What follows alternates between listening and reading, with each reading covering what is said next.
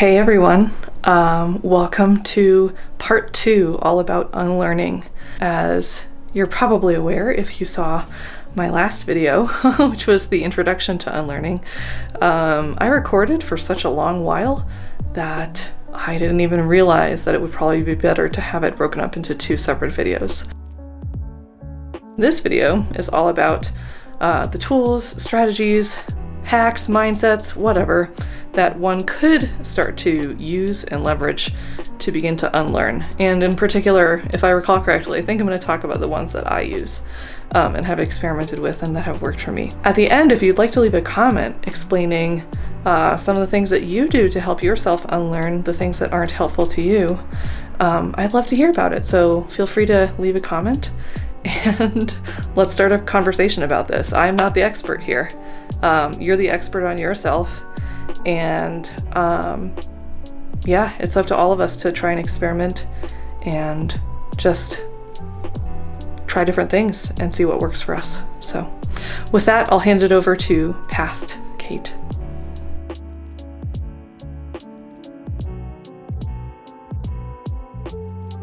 Next, I want to talk a little bit about what potential tools we could use to help ourselves unlearn. And again, I can only speak from my own personal experience so far in life. And so I'm sure there are others out there who have experienced many more tools. And honestly, I would love to hear about them. That's part of why I'm doing this channel, is because I would love to create a community of people where we're all talking about all the different tools and approaches and mindsets and techniques and healing modalities and therapeutic relationships and approaches that we've all tried, because everyone is so different, and what works for one person really might not work for another person. So it's really all about, you have to find a system of unlearning that is compatible with your brain and challenges your thinking just enough so that you can unravel the things that you need to unlearn, but also isn't so incompatible with how you think about things or how you look at the world that you won't even let it in. So I think that's important to keep in mind when evaluating any future tools.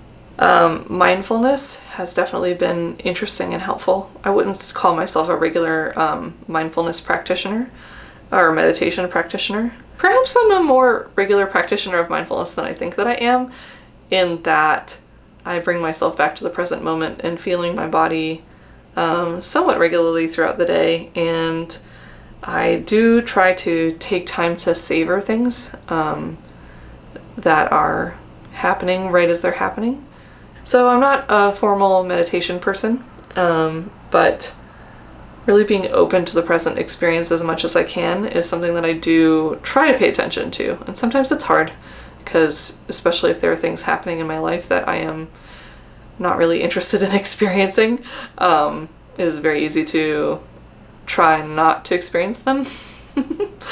But usually, if I'm able to stay present and grounded, I'm able to notice much more quickly if I'm having a reaction to something, and usually if I'm having a negative reaction of some kind, that's another clue of like, I think there's probably something in here that I can unlearn. Either my willingness to put myself in this uncomfortable situation, navigating different boundaries and terms of relationship with others, or possibly needing to change something about my own internal relationship to myself, to my wants, needs, desires, aspirations, my shoulds.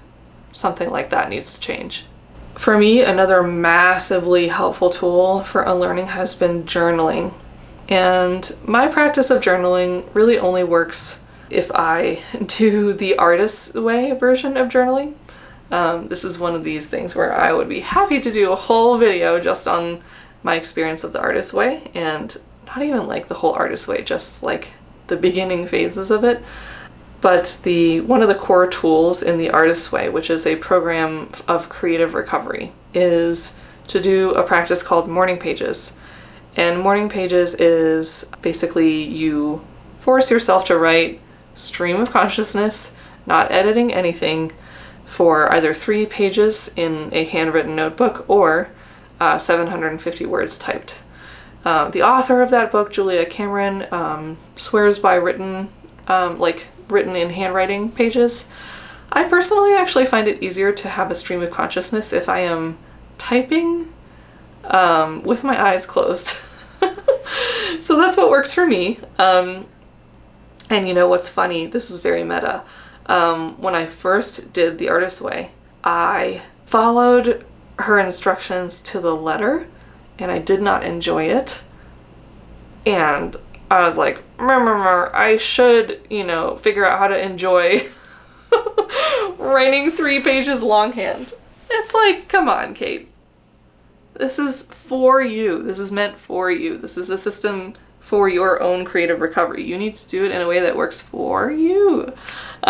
So I actually had to unlearn the idea that there was a right way, which actually brings us right back to that black and white thinking. So I had to unlearn that there was a right way to do morning pages, and just do it in the way that worked for me. So the way it works for me is that I type out 750 words with my eyes closed most of the time, because then that way I'm not looking at typos, I'm not looking at sentence structure, I'm not reading what I wrote and then immediately going into editing mode, which is very easy for me to do. I'm a very quick editor, because I'm so easily looking for everything that needs to be fixed in how I speak, how I structure things, anything really. So that has been so helpful, and the reason why it's been so helpful is it really just allows me to accept myself on the page, just allowing things to pass through me rather than holding on to them and judging them. So I find that when I let things pass through me, I'm able to look at them a little bit more objectively and with a little bit more distance than if I'm writing in the style where I am kind of ruminating over an issue. And writing stream of consciousness, it's also really important to allow all parts of me to speak through the journal, not just the complainy part, not just the judgmental part, but other wiser parts of me also come out there too.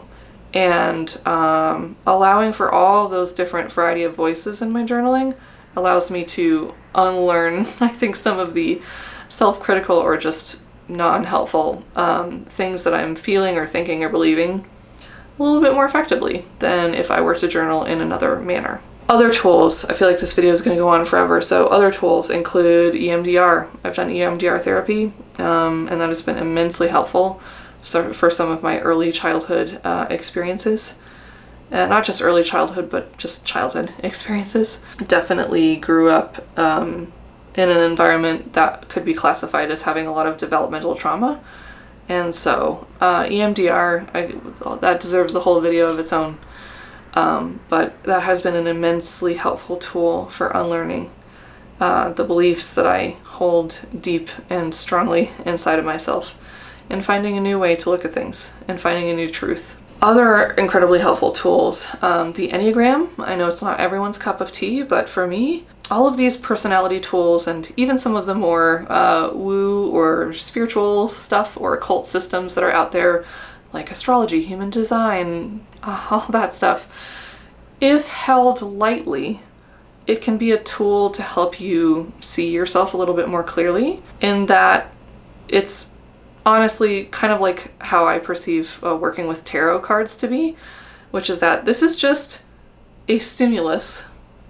It gives me something to think about, and then it's important to notice, how do I react to that thing? The reaction to the thing, either the Enneagram types or your human design profile or astrology stuff or tarot cards or whatever, your reaction to the thing is more important because it reveals more about what you're thinking, what you're feeling.